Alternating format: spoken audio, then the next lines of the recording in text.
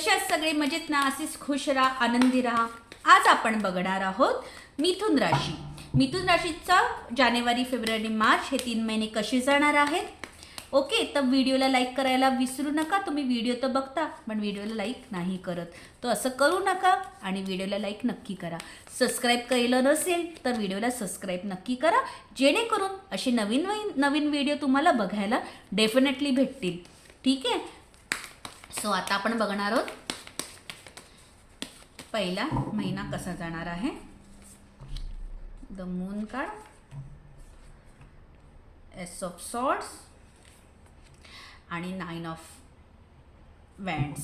Okay, सर्वात पहिली गोष्ट ना, जानेवारी महिन्यामध्ये ना तुम्ही एक डिसिजन पॉवर घेणार आहात. ओके, एकदम ठामपणे डिसिजन घेणार आहात. ओके, कसलंच कन्फ्युजन तुम्ही ठेवणार नाही आहात. जो काही निर्णय असेल, म्हणजे कुठल्याही बाबतीत, सेविंगच्या असेल, कोणाला प्रपोज आलं असेल त्याला हो बोलणं असेल, नाही बोलणं असेल, एनी डिसिजन. तुम्ही जर एज्युकेशनच्या बाबतीत कसला निर्णय असेल, कुठल्या बाहेर जायची संधी असेल, जॉब सोडायची संधी असेल, नवीन जॉब करायचा असेल, व्यवसाय नवीन करायचा असेल, पार्टनरशिप करायचं असेल, आरोग्याबाबतीत डॉक्टर चेंज करायचं असेल, एनी गोष्ट, कुठलीही गोष्ट ज्याच्यात तुम्हाला निर्णय घ्यायची वेळ येणार आहे, तर तुम्ही ठामपणे तो निर्णय घेणार आहात आणि मात्र तो निर्णय चुकणार नाही आहे, हेही तुम्हाला सांगते. तर तो निर्णय तुम्ही एकदम ठामपणे घ्या. तुम्हाला तुमचा रिझल्ट खूप चांगल्या पद्धतीने बघायला मिळणार आहेत मिथुन राशी. तर जानेवारीमध्ये ओव्हरऑल काय आहे, तर तुमचा निर्णय. ओके, आणि तुम्ही न घाबरता, कोणालाही न घाबरता तो निर्णय तुम्ही घेणार आहात. आणि भले कुठल्या स्पर्धेत भाग घ्यायचा असेल, कुठलीही गोष्ट तुम्हाला जी काही करायची तुम्ही ठामपणे करणार आहात आणि त्याच्यात तुम्हाला सक्सेस मिळणार आहे. ठीक आहे. ओके, तर जानेवारी महिन्यात तुम्हाला हा अनुभव बघायला मिळणार आहे. आता आपण बघणार आहोत फेब.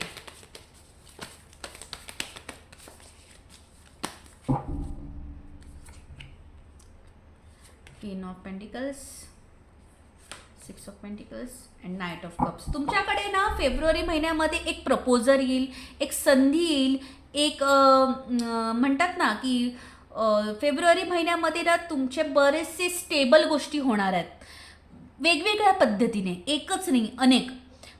रिलेशनशिप, आरोग्य, आर्थिक, एज्युकेशन, सगळ्या बाबतीत तुम्हाला स्थैर्य बघायला मिळणार आहे. आणि असं बघायला मिळणार आहे की सगळ्या गोष्टी एकदम स्टेबल होत आहेत मिथुन राशी. तर मिथुन राशींना फेब्रुवारी महिना थोडासा स्टेबल वाटेल.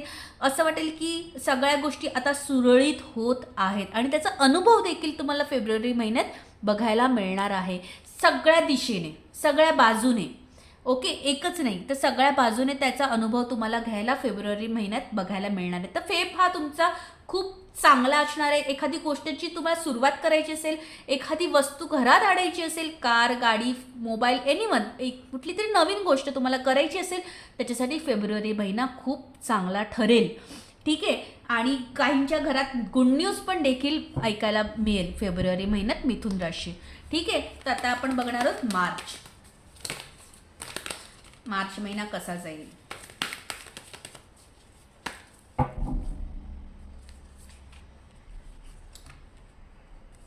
Five of cups, the हँगमॅन, the magician.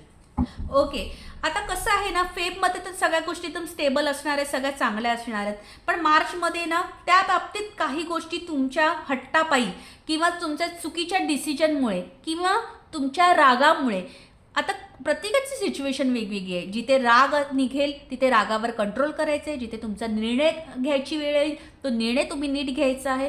तर अशा पद्धतीने काही गोष्टी तुमच्या चुकू शकतात, तर त्याच्यावर कंट्रोल करायचं आहे, लक्ष द्यायचं आहे, विचारपूर्वक पावलं उचलायची आहेत, नाहीतर त्याचा थेट परिणाम मार्चमध्ये बघायला मिळेल आणि मार्च तुमचा खराब जाऊ शकतो. ठीक आहे. तर कुठल्याही गोष्ट फेब तर तुमचं चांगला जाणारच आहे, पण त्यातनं जो काही निर्णय घ्यावा लागेल, एखादी निर्णय घ्यायची वेळ आली तर तो निर्णय नीट घ्या. एखाद्याला काही सुनवायचं असेल, काही शब्द मांडायचे असेल, काही सांगायचं असेल, तर मात्र शब्द जपून वापरायचे आहेत, रागावर कंट्रोल करायचं आहे. तर अशा गोष्टींकडे, छोट्या छोट्या गोष्टींकडे लक्ष द्यायचं आहे फेबमध्ये सुद्धा. सगळं चांगलं असताना देखील तुमच्या वैयक्तिक गोष्टींमध्ये लक्ष द्यायचं आहे, नाहीतर त्याचा थेट परिणाम मार्चमध्ये बघायला मिळेल आणि मार्च तुमचा खराब जाऊ शकतो. आणि तो जाऊ नये, कारण इथे एक पॉझिटिव्ह कार्ड आहे द मॅजिशियन.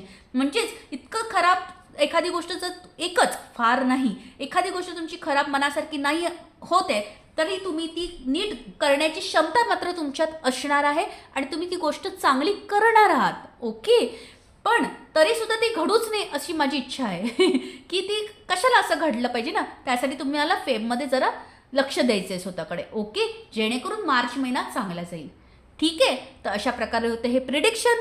तर व्हिडिओला लाईक नक्की करा, तुमच्या ओळखी जी मिथुन राशी आहे त्यांना हे शेअर करा आणि अजून वेगवेगळ्या राशी बघायच्या असतील तर व्हिडिओला सबस्क्राईब नक्की करा. Okay, so thank you so much, bye.